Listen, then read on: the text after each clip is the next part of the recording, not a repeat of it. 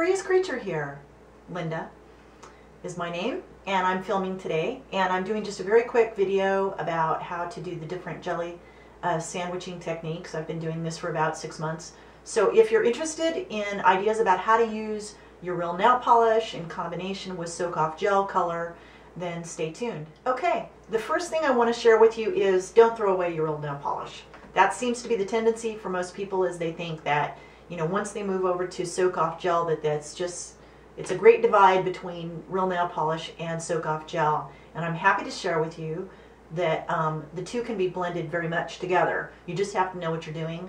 And not only can it be blended together well, but I've actually expanded my real nail polish pretty significantly the last few months because it's so much less expensive than soak-off gel color. So that's pretty liberating to find out that you can not only use what you have and you don't have to throw it away, but that if you want to change up the look of your soak-off gel underneath, that you can buy a $1 bottle of nail polish and layer it on top. Not only can you buy a $1 nail polish and layer it on top, but you can actually even put a UV or gel color top coat on top of that and make it a ton more wearable.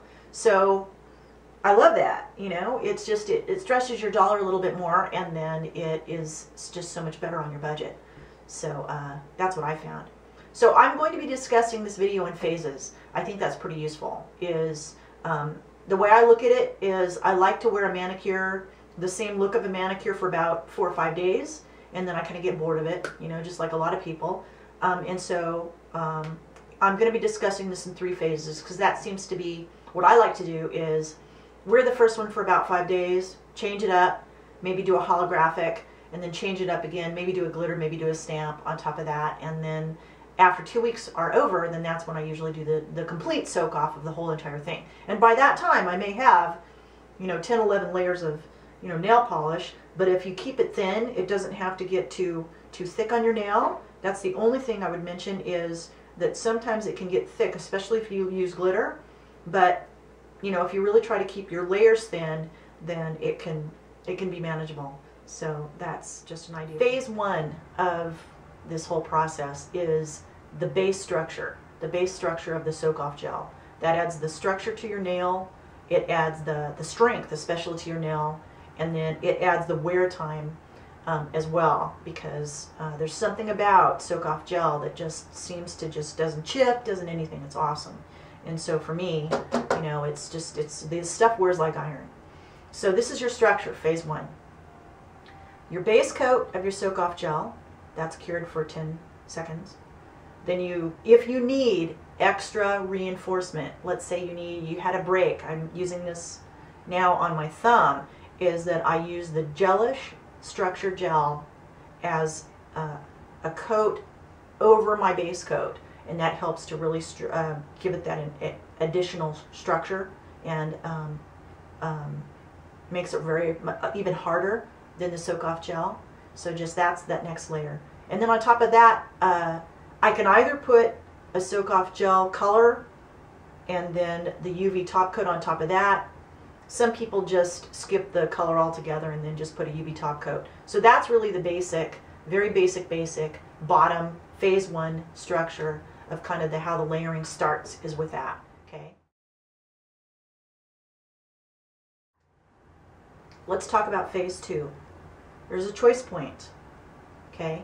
You can either put your color, your soak-off gel color on top of that, and then obviously your top coat, UV gel top coat, or what some people do is they put real nail polish and then they put real nail polish top coat on top. And what they do with that is they actually remove that after a few days with real nail polish non-acetone remover, because what happens is the gel nail color underneath will only react to acetone remover, complete acetone, pure acetone. So that still keeps your structure, that still keeps your phase 1 going. And then after they've removed it, it's just like doing a new manicure, but they've left the structure underneath. I don't really care to do that. I don't mind if I have a number of layers of nail polish on top. I don't know if it's laziness, probably some. I just don't want to mess with it. And so, you know, I only remove after 2 weeks. Complete removal. I mean complete with the acetone and everything for 2 weeks.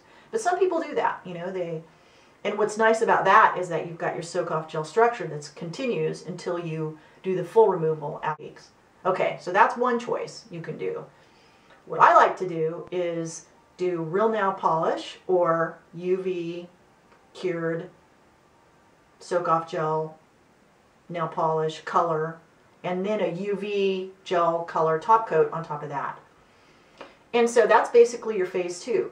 So, you know, oftentimes I'll start out with that soak-off gel color, and then maybe I'll put maybe a holographic nail polish on top, real nail polish on top of that. So it kind of changes up the look a little bit. So I'll show you, be sure to show a picture of that right here in this video so you can see the different phases and how they evolve. Okay, so that's basically phase 2. And so you got a whole new look after 5 days. 4 days, 5 days, 2 days, doesn't matter. Okay. Phase 3. Phase 3 for me is I want to kind of bling it up a little bit. That's kind of my feeling, is that, you know, I've had these different layers going and now I want to really bling it up. So maybe I've got a holographic look going, and, you know, maybe I want to, usually I do glitter. I'll either do a glitter or I'll do it like a stamping on top of that, you know, so kind of change it up again.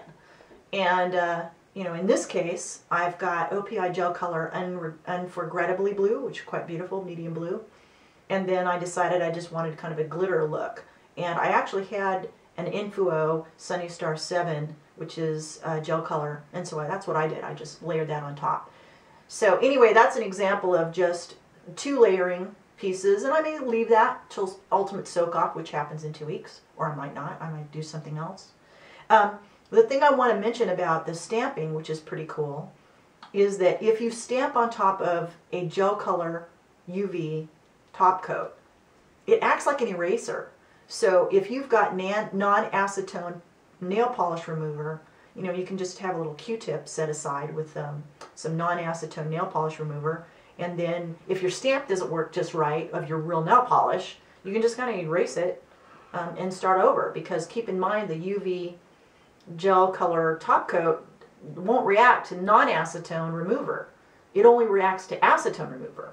So it's really cool. You can just kind of erase it and start over and whatever. So if you're not very good at stamping, I'm kind of starting with that. So I don't know how good I'm going to be, but it's just an idea. So anyway, hopefully this helps. I've had such a good time doing it. In fact, I just got some frankening materials in from TKB Trading to just make my own glitter nail polish, and I've got some pigments that I'm going to mix up, and so expect that that's probably going to be another video, because I have no idea how it's going to turn out. I don't really care. It's like, it's the weekend, you know, whatever. So hopefully these layering ideas work for you. So talk to you later. If you've got any questions, please put them in the comments below and I'll try to answer them as best I can. Thanks for watching.